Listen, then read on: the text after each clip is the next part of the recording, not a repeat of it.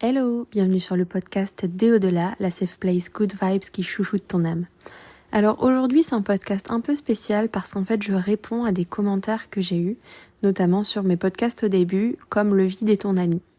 Dans le podcast Le vide est ton ami, je parle de l'importance en fait d'avoir des moments de silence et de faire aussi le vide en soi ou même dans son intériorité, donc c'est-à-dire dans son corps, parfois des détox, mais aussi même chez soi en fait, d'avoir des endroits de vide, de faire du tri, de faire du rangement. Et ces moments de silence notamment et de vide, j'ai une amie du coup qui m'a dit mais comment on fait en fait? Parce que d'accord, je comprends bien qu'il faille le faire, mais elle dit moi je suis incapable d'être dans le silence, je suis incapable de m'arrêter, je suis incapable de me poser. Et elle me dit du coup c'est bien sympa, mais comment je fais pour essayer en tous les cas de profiter de ces instants de silence? Et en fait, c'est pas vrai. Alors oui, évidemment que c'est vrai, et je reviendrai dessus après, mais il y a aussi une partie qui est pas vraie. Il y a toujours un moment dans la journée où on fait le vide, c'est au moment de se coucher en fait. Au moment de se coucher, il y a forcément ce moment où on essaye de ne plus penser à rien pour dormir. Sauf que c'est justement là où toutes les pensées viennent, et c'est là où on cogite, et c'est là où on a du mal parfois à s'endormir, ou si on s'endort très bien, on peut se réveiller et avoir du mal à se rendormir. Et c'est justement pour ça que c'est important de faire le vide dans la journée, si possible tous les jours, mais sinon au moins quelques fois par semaine. Ça ne veut pas dire de faire du vide pendant 1 heure tous les jours, mais au moins d'avoir des instants où on ne pense plus à rien, parce que ces pensées justement intrusives qui veulent venir nous réveiller, ou en tous les cas nous parler, elles viendront de toute façon. Donc que ce soit au moment de se coucher, ou que ce soit pendant la nuit, ou que ce soit à des moments où on est vraiment en train de réfléchir à autre chose, si on leur fait pas de la place dans la journée, si on leur fait pas de la place autrement, elles vont essayer de venir et ce sera jamais au bon moment. Donc du coup, c'est vraiment important de se faire des moments justement de silence autrement, et de les choisir en fait, ces moments de silence.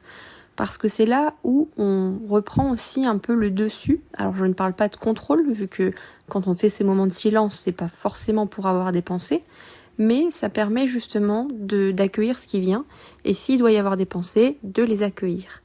Et ce qui est important aussi, dans ces moments de vide et de silence, donc la question c'était un peu, mais comment je fais ? Ce qui est important de savoir, c'est que parfois il y a des pathologies comme le TDAH où c'est difficile de se faire justement des moments de rien, parce qu'on a tendance à avoir un système nerveux qui aime penser ou tout le temps, ou en tous les cas se dépenser énergétiquement. Et moi c'est mon cas, et c'est quelque chose que j'arrive de plus en plus, que j'ai réussi déjà à réguler, et que j'arrive de plus en plus aussi à lâcher, on va dire. Parce que tout simplement, il est important de savoir que quand on est actif comme ça et qu'on a toujours besoin de quelque chose, souvent d'une part c'est héréditaire, mais en plus souvent ça cache des traumatismes en fait, des traumatismes du corps, des traumatismes psychologiques aussi, et du coup on a toujours besoin de se mettre en mouvement pour ne pas avoir cette impression de si je fais rien, je sers à rien. Parce que souvent, c'est un traumatisme où il faut faire pour exister et il faut faire pour vivre. Et on a l'impression que si on est, EST, si on est comme on est, et si on est juste, par exemple, assis dans un canapé à ne rien faire, et ben notre vie est vide de sens. Et là, on peut aussi ressentir parfois même de la culpabilité. On peut ressentir aussi des sentiments très toxiques, en fait, juste pour le fait d'être. Parce qu'on a l'impression, du coup, que on ne mérite pas d'avoir ces moments à nous. Et ça demande, du coup, beaucoup d'entraînement. Ça demande aussi, parfois, de réfléchir à pourquoi on a ce mal-être, en fait. Pourquoi on a toujours besoin d'être dans l'action. Et pourquoi on a aussi toujours besoin de combler quelque chose. Parce qu'au final, c'est ça. L'action, c'est toujours pour combler quelque chose. Est-ce qu'on veut combler un vide ? Est-ce qu'on veut empêcher des pensées trop dures, trop noires ? Est-ce qu'on veut combler un manque en nous, quelque chose qu'on veut vraiment faire et qu'on se refuse de faire ? Et du coup, on essaye de le combler autrement. Par exemple, imaginons quelqu'un qui veut vraiment changer de métier et qu'il n'y arrive pas. Parfois elle va se réfugier justement dans le travail pour justement oublier qu'elle veut changer de métier. parce que ça va être sa solution de se dire mais de toute façon je suis trop occupée par mon travail actuel, je ne peux pas en changer. Alors que c'est faux, mais c'est ce qui permet aussi pour elle de garder ce schéma limitant et de garder ses pensées limitantes. En tous les cas, donc ce vide on le fait toujours, on le fait au moins une fois dans la journée et c'est important de le faire plutôt autrement pour que le soir on puisse aussi mieux dormir. Parce que l'air de rien, quand on s'accorde des moments de silence et de vide, ça permet vraiment de gagner en qualité de vie. Et c'est déjà ce que j'expliquais dans mon podcast, mais ça permet aussi par exemple de gagner en qualité de sommeil et même en qualité d'action. Parce que du coup, le fait d'avoir aussi ces moments de vide et de silence, ça permet de recharger les batteries. Notre téléphone n'est pas toujours à 100%. Il est aussi parfois, il descend et on sait qu'il faut le rebrancher. C'est pareil pour nous en fait. C'est important parfois de se déconnecter complètement. Et ça veut pas dire qu'il faut que ce soit 1 heure, mais ça peut être juste commencer par se mettre dans le canapé et se dire ok, je ne fais rien pendant, je sais pas, le temps que je peux en fait. On essaye de pas contrôler justement la durée, on ne fait rien, on ferme les paupières, si on s'endort, c'est ok.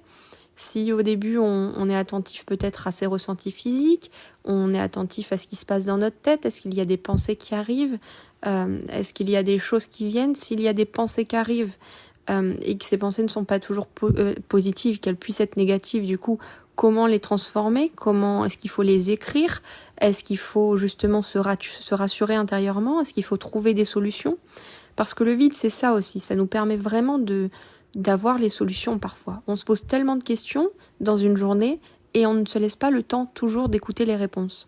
Et le vide, parfois aussi aller marcher par exemple. Au moins ça fera faire une action, mais quand on marche, on évite de réfléchir.